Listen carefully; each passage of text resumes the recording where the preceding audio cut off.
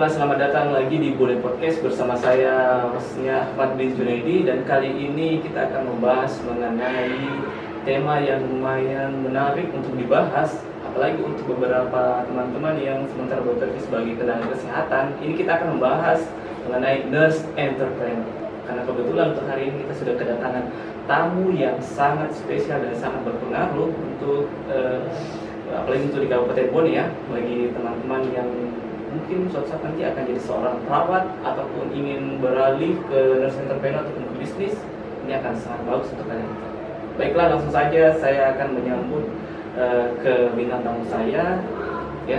Dia adalah seorang pembicara yang sangat profesional juga, kemudian dia juga seorang perawat yang profesional dan juga sebagai salah seorang yang pertama kali membuka tempat praktek klinik di Kabupaten Bone, ya Pak? Ya, betul. Terima kasih sebelumnya, tepuk tangan dulu untuk Bapak Basri ya. Nah, kalau boleh tahu Pak, bagaimana kabarnya Pak? Alhamdulillah sehat. Ya. Ya, kesehatan ya, apalagi untuk sekarang kan masih pandemi ya, masih COVID ini masih dimana-mana, jadi kita tetap harus jaga kesehatan. Entrepreneur itu apa?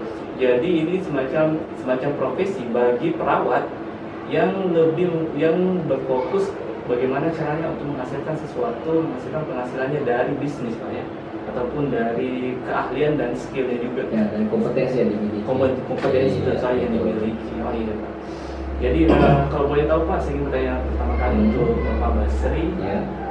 Apakah seberapa baguskah potensinya ini bagi beberapa calon-calon perawat ataupun bagi perawat-perawat yang ada di luar sana Pak? Ya. Baik. Terima kasih. Hostnya sangat luar biasa. Iya. Sangat masih bujang ya hostnya ya. Alhamdulillah. Bismillahirrahmanirrahim. Assalamualaikum warahmatullahi wabarakatuh. Waalaikumsalam warahmatullahi Karena wabarakatuh. saya mengucapkan terima kasih atas undangannya untuk berbagi ke seluruh masyarakat yang ada di Indonesia yang terkait dengan nurse-preneur. Peluangnya sangat besar ya. Peluang kerjanya, peluang bisnisnya sangat besar. Yang disebut nurse-preneur itu artinya bagaimana memberdayakan kompetensi perawat itu supaya bisa dilakukan atau dijual ke masyarakat sesuai dengan kompetensi yang ada. Jadi kalau misalnya sesuai dengan tema nurse adalah perawat, jadi perawat itu memiliki kompetensi. Jadi bukan hanya kompetensi itu bukan hanya digunakan di pasyankes. Pasyankes ini maksudnya di rumah sakit, kemudian puskesmas, di klinik, tetapi bisa secara mandiri, ya, bisa secara mandiri dalam bentuk praktek mandiri, ya, praktek mandiri. Praktek mandiri ini adalah memberikan layanan sesuai dengan kompetensi, ya, tentunya ada kompetensi. Nah, perawat sekarang ini, ya, untuk nurse-preneur harus memiliki 3 sih sebenarnya kompetensi. Yang pertama adalah kompetensi itu sendiri, kompetensi dasar ya. Tentunya kompetensi itu macam-macam. Ada kompetensi perawatan anak, kemudian ada skill yang terkait dengan perawatan luka, terbagi lagi. Kemudian yang kedua adalah leadership. Kepemimpinan. Jadi mampu mengelola diri, mampu manajemen diri, dan yang terakhir ada karakter, ada kultural, ya, budaya, bagaimana beradaptasi dengan situasi dan perkembangan yang ada. Jadi yang terkait dengan ini 3 komponen tadi, ya, kalau saya kembangkan, kebetulan saya kembangkan di Kabupaten Bone itu adalah kompetensi perawatan luka, ya, kompetensi perawatan luka. Jadi bisa mandiri ya. Jadi perawat itu bukan hanya bekerja di pasyankes saja yang saya sebutkan tadi, tetapi bisa juga membuka praktek mandiri yang memberikan layanan kepada masyarakat. Itu sesuai dengan Undang-Undang Keperawatan, Undang-Undang 38 tahun 2014, dan termasuk juga Permenkes tahun 2019. Nah, itu. Jadi memang ada beberapa regulasi yang harus kita ikuti supaya bisa membuka tempat. Iya, betul. Jadi nurse-preneur itu bukan tidak ada dasar hukumnya, tetapi ada dasar hukumnya. Termasuk saya bilang tadi ada Undang-Undang Keperawatan, ya, kemudian ditambah dengan Peraturan Menteri, ya, terupdate ada perubahan Peraturan Menteri tahun 2019 kemarin. Ya, kalau yang terkait dengan praktek mandiri ya. Jadi tidak harus semacam kita sudah punya ide begini semua, tapi harus kita tahu dulu hukumnya ini kita harus ikuti segala ya, macam. artinya ada aturan Iya, ya. ada aturan. Ya, aturan. Jadi Sembarang. setelah memiliki kompetensi, memiliki skill, memiliki khususnya keterampilan perawatan luka, ya sebenarnya ada lagi misalnya keterampilan kekhususan perawatan maternalitas dan sebagainya. Tapi yang saya geluti ya khusus untuk perawatan luka. Luar biasa. Iya. Jadi Pak, kalau boleh tahu Pak, saya penasaran sekali dengan cara Bapak ini. Kenapa, bagaimana Bapak bisa tiba-tiba tiba-tiba kita langsung berpikir, tempat perawatan untuk perawat ini tempat praktek itu nggak ada. Kenapa tiba-tiba kita langsung ada pemikiran langsung bilang, oh bagus kalau misalnya bikin yang pertama kali seperti ini. Apa yang membuat Bapak yang mendasari Bapak tiba-tiba langsung ingin membuat tempat praktek? Iya. Jadi memang sebenarnya sejarahnya panjang ya dan butuh perjuangan ya. Prosesnya butuh proses. Saya tahun 2001 selesai D3 keperawatan ya, dan kemudian sempat bekerja kurang lebih 3 tahun di rumah sakit tentara, kemudian di klinik Bayangkara, kemudian pada saat kerja di rumah sakit rumah sakit tentara itu Emiasit ya, saya sempat menjadi CI atau clinical preceptor mahasiswa Akpol Batari Toja. Kalau tidak salah itu masih baru, Batari Toja itu pertama kali praktek di rumah sakit tentara ya, mahasiswanya angkatan pertama kalau tidak salah. Nah, saya melakukan clinical preceptor atau pembimbing ya, pembimbing. Saya sih tertarik memberikan ilmu-ilmu, skill dan sebagainya, sampai saya dipanggil bergabung di Batari Toja. Mungkin karena keikhlasan membimbing anak-anak mahasiswa, akhirnya saya dipanggil untuk bergabung di Batari Toja. Nah, kemudian di tahun 2007 kebetulan saya lanjut S1 ambil nurse. Nah, itu beberapa kompetensi keperawatan sih secara general ya, masih secara general. Jadi belum pada saat itu belum ada ide sih terkait dengan praktek. Kita cuma suka kayak berbagi skill, memberikan pembimbingan. Iya, masih difokus pendidikan saja ya. Nah, di tahun 2012 itu sempat mengikuti pelatihan ya, yang disebut dengan pelatihan perawatan luka CWCCA angkatan pertama di Makassar. Angkatan pertama di Makassar. Nah, di situ sudah melihat kompetensinya sangat luar biasa. Kompetensi tahun di 2012 ya, kompetensi kelihatan, dan kemudian kita analisa motivasi daripada instrukturnya juga sangat-sangat bagus. Nah, di tahun 2014 lahirlah Undang-Undang Keperawatan, Undang-Undang 38 tahun 2014. Di situ sangat jelas mengatur praktek mandiri. Nah, setelah saya analisis, ternyata kompetensi skill perawatan luka ini sangat tepat untuk atau sangat sesuai dengan undang-undang keperawatan itu untuk dijadikan sebagai praktek mandiri. Nah, di undang-undang keperawatan itu ada di situ dijelaskan bahwa aturan-aturannya yang terkait dengan membuka praktek mandiri di situ sangat jelas. Nah, di tahun itu 2012 saya mencoba untuk mengurus surat izin praktek perawat ya, atau SIPP menurut undang-undang. Kemudian saya mencoba itu kurang lebih 1 tahun ya. Satu tahun proses ya, 1 tahun proses, mulai dari dokumen-dokumennya sampai pada perizinan di Dinas Kesehatan, karena undang-undang itu menjelaskan izin SIPP dikeluarkan oleh Dinas Kesehatan Kabupaten Bone ya. Nah, itu. Nah, akhirnya kita memberikan penjelasan, sebenarnya sih beberapa orang Dinas Kesehatan bertanya ya, kok bisa buka praktek mandiri pertama kali gitu ya. Nah, itu. Nah, lahirlah 1 tahun itu di 2013 keluarlah SIPP, surat izin praktek. Maka di tahun itu sudah mulai dibuka praktek mandiri kekhususan perawatan luka. Jadi sangat luar biasa ya perjuangannya. Yang penuh kesabaran juga, tidak harus kita terlalu terburu-buru, kita persiapkan dengan matang juga. Betul. Dan juga kita lihat perkembangan dan regulasi yang ada ya, termasuk aturan-aturan undang-undang dan Permenkesnya, bahwa sesuai dengan profesi perawat inilah kewenangannya. Ya, seperti itu, Pak. Ya. Memang sebenarnya sejarahnya panjang ya, namun itu perjuangan ya, proses. Saya tahun 2001 selesai di 3 keperawatan ya, kemudian sempat bekerja kurang lebih 3 tahun di rumah sakit tentara, kemudian di klinik Bayangkara, kemudian pada saat kerja di rumah sakit rumah sakit tentara itu MIASIP ya, saya sempat menjadi CI atau clinical preceptor mahasiswa aktor Bakari Toja. Kalau tidak salah itu masih baru, Bakari Toja itu pertama kali praktek di rumah sakit tentara ya, mahasiswanya angkatan pertama kalau tidak salah. Nah, saya melakukan clinical preceptor atau pembimbing ya, pembimbing.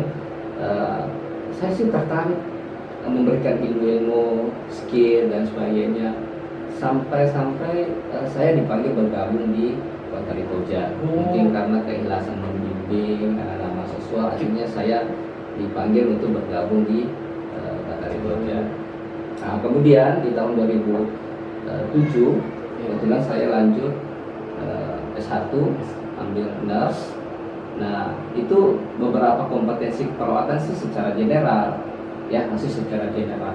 Jadi belum pada saat itu belum ada ide sih terkait dengan kita cuma suka kayak berbagi skill, memberikan pembimbingan. Iya, nah, masih difokus pendidikan saja ya.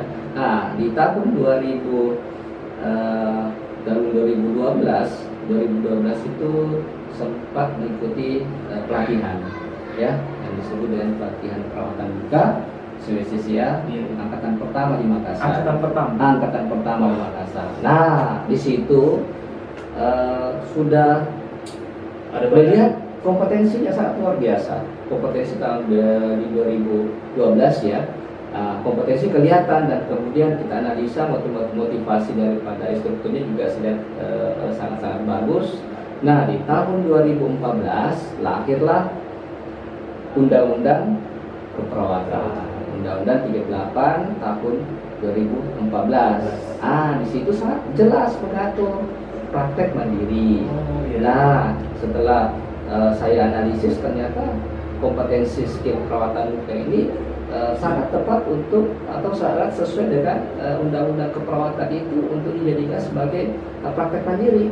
Nah, di Undang-Undang Keperawatan itu ada di situ dijelaskan bahwa aturan-aturannya terkait dengan membuka praktek mandiri di situ sangat jelas. Nah, di tahun itu 2012 saya mencoba untuk mengurus surat izin praktek perawat ya, atau SIPP menurut undang-undang. Kemudian saya mencoba itu kurang lebih 1 tahun ya.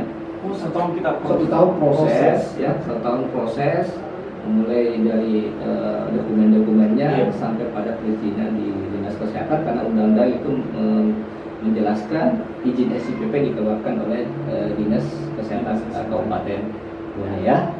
Itu. Nah, akhirnya kita memberikan penjelasan. Sebenarnya sih beberapa orang Dinas Kesehatan ya bertanya, ya kok bisa buka praktek? Iya, karena bisa ini karena pertama kali itu ya. Nah, itu. Nah, lahirlah 1 tahun itu di 2013 keluar SIPP. Surat izin praktek, maka di tahun itu sudah mulai dibuka praktek mandiri kekhususan perawatan luka. Jadi sangat luar biasa ya perjuangannya. Yang penuh kesabaran juga, tidak harus kita terlalu terburu-buru, kita persiapkan dengan matang juga. Betul. Dan juga kita lihat perkembangan dan regulasi yang ada ya, termasuk aturan-aturan undang-undang dan Permenkesnya, bahwa sesuai dengan profesi perawat inilah kewenangannya ya, seperti itu. Ya, luar biasa Pak. Ini belum masuk di motivasi tapi sudah mulai motivasi kita alhamdulillah. Untuk apakah setiap perawat ini bisa jadi masuk di bidang itu, nurse interpreter? Bisa sekali. Bisa semua. Iya, bisa. Iya. Coba bayangkan, saya kasih gambaran ya. Iya. Coba bayangkan, saya kasih gambaran ya. Iya. Mungkin orang mengatakan luka kan bagian kecil daripada perawat ya. Iya. Padahal terbalik sebenarnya. Luka itu besar, kadang sangat besar. Di keperawatan itu sendiri kan ada maternitas, ada anak, ya, ada lagi medical bedah ceritanya ya, bedah internal. Kemudian ada lagi komunitas, ya. Nah, contohnya saya kasih contoh di maternitas misalnya. Di maternitas ada nggak luka? Ada. Apa itu? PSC kan, sesar. Kemudian di anak ada nggak luka? Ada. Operasi pada anak, ya. KMB lebih-lebih di bedah ya. Jadi luka itu sebenarnya ada skopnya sangat luas, ya, sangat-sangat luas. Jadi sangat-sangat bisa sekali. Ya, iya, karena semuanya komponen itu ada. Ya, luka itu di mana-mana ya, termasuk mungkin luka hati ya. Iya. Ya, pada kaula muda atau anak-anak muda itu ya, sakit hati ya. Ya, seperti itu mungkin ya. Menarik sekali itu Pak. Jadi untuk bagi para penonton di podcast, apalagi untuk yang calon-calon perawat ini bisa manfaatkan semua dari kompetensi yang dimiliki, keinginannya dari kemauannya itu mau di mana. Jadi setiap calon perawat ini bisa untuk masuk di nurse intervenor ataupun perawat yang di sana. Iya. Bagaimana jika ada perawat dengan kompetensi ataupun skill yang berbeda? Dia juga sudah ingin masuk di bagian itu nurse intervenor, tapi dia belum memiliki modal seperti itu. Bagaimana sih cara dia untuk menggait beberapa investor ataupun orang-orang sehingga modalnya ini bisa ada? Kan pasti banyak seperti itu. Cuman terkenal dengan modal saja. Iya. Sebenarnya kalau kita dinas trainer itu modal sih sebenarnya bukan menjadi kendala. Bukan menjadi kendala. Iya, ya enggak. Kenapa saya bilang seperti itu? Yang penting kita punya kompetensi dulu, syarat administrasi dulu yang dipersyaratkan oleh undang-undang atau regulasi yang ada, seperti apa itu STR kan, Iya, seperti itu ijazah, kemudian ada sertifikat kompetensi, ya, sertifikat kompetensi yang terkait dengan tempat, ya, tempat sekarang beberapa nurse trainer yang bergerak di bidang perawatan luka itu di seluruh Indonesia ya, itu membuat tempat prakteknya itu apa ya, sebagian banyak menggunakan kayak terasuma dimodifikasi ya. Kemudian standar pelayanan saja dulu, standar pelayanan atau standar sarana dan prasarana yang sangat standar saja. Jadi saya pikir tidak terlalu berpengaruh. Tidak banyak butuh modal bagaimana gitu. Jadi tidak seperti itu gambarannya. Ya enggak, maksudnya butuh modal sekian 10 juta, tidak sampai 10 juta sudah bisa kita buka praktek mandiri. Yang terpenting adalah SIPP-nya atau surat izin di dalam membuat praktek. Iya, betul. Oh iya, sini pertanyaan terakhir mungkin bagi untuk Pak Basri. Ini pertanyaannya untuk bagi para penonton. Ini jawaban juga bagi para penonton juga Pak, supaya dalam edukasi mereka. Apakah Bapak ada saran Pak untuk para tenaga kesehatan di luar ataupun orang-orang yang punya skill yang berbeda ataupun teman-teman kita di sana yang suatu saat akan menjadi perawat ataupun perawat yang sebenarnya belum terjebak dengan apa yang harus saya lakukan, apakah saya juga kerja di instansi ini segala macam. Nah, kalau saya menurut Pak, apakah Bapak ada saran untuk mereka agar bisa menjadi seorang perawat yang memiliki memiliki kompetensi yang lebih baik dan penghasilan yang lumayan bagus atau bisa dibilang sukses Pak? Iya. Menjadi seorang perawat itu sebenarnya menurut saya adalah suatu tujuan yang sangat mulia, ya, sangat mulia. Karena kemuliaannya itulah mungkin perawat ini kedepannya bisa sukses, bisa berhasil dengan kompetensi yang dimiliki. Jadi bukan hanya perawat kompetensi perawatan luka bisa berintervenor ya, bisa, karena bukan salah satunya kompetensi ini perawat luka itu buka praktek mandiri, tapi bisa saja kompetensi maternitas misalnya ya, buka meses bayi ya, anamnesis bayi, pijat bayi dan sebagainya. Itu sebenarnya kompetensi-kompetensi yang mungkin bisa dikembangkan yang menjadi kompetensi tambahan dari perkuliahan itu melalui pelatihan. Jadi apa saja, jadi perawat-perawat walaupun bukan hanya di bergelut di kompetensi perawatan bukan, tapi bisa saja dengan kompetensi-kompetensi lain untuk membuka praktek mandiri.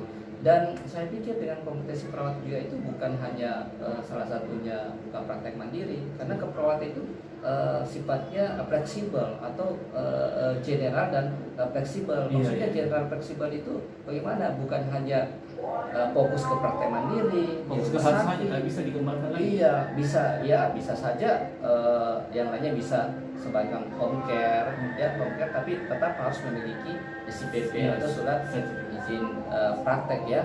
Kemudian selain itu sebenarnya profesi perawat ini maksudnya sangat-sangat di hati lah. Kenapa saya bilang seperti itu? Karena walaupun misalnya kita perawat, kan kita bisa buat usaha-usaha yang lain, bisa mungkin usaha hidroponik, bisa menjadi YouTuber apa dan sebagainya. Bahkan juga ada perawat yang kerja dealer mobil apa dan sebagainya. Itu kan tidak menghalangi, tidak masalah kan? Ya, ada juga yang setelah kerja di rumah sakit pulang dari dinas, ya ada beberapa bisnis yang dijalankan karena entrepreneurs itu bukan hanya sejurus atau sebidang dengan pekerjaannya atau usaha-usaha yang dilakukan, bisnis yang usahakan sejalan dengan ini, tetapi bisa saja di luar daripada bidang itu. Jadi dia makanya tadi saya dibutuhkan ada leadership, kepemimpinan, kepemimpinan. Jadi kalau ada kepemimpinan, ada kemampuan kepemimpinan, jadi bisa saja memanage usaha yang lain atau bisnis yang lain. Dan yang terpenting di Kabupaten Bone ini ada yang menjadi owner atau perawat itu menjadi owner klinik, pemilik klinik yang di Kabupaten Bone. Nah jadi ya siapa pemiliknya? Perawat. Jadi bisa saja perawat kedepannya bisa merangkap bisa memiliki rumah sakit kedepannya ya, untuk berkembang kedepannya sangat ini. Jadi saya pikir perkembangan sekarang kan apapun profesi, apapun latar belakang pendidikan kita itu untuk buat usaha, buat bisnis, buat itu ya bisa. Ya, tapi memang disarankan, kalau saya sarankan betul-betul memang sesuai dengan kompetensi. Kompetensi dulu ya, sesuai dengan kompetensi, fokus ya, dan kompetensi keperawatan, kemudian menjurusnya ke skillnya di mana supaya bisa membuka praktek mandiri. Ya, nah itu pokoknya is the best lah untuk perawat. Iya, luar biasa ya untuk perawat. Tangan untuk perawat.